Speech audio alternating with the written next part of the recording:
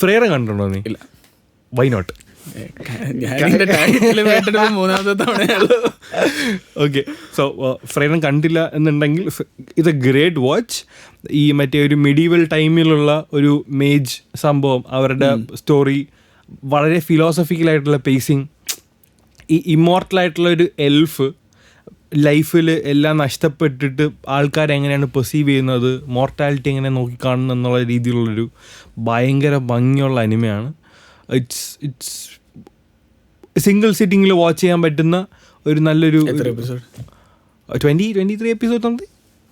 Episodes.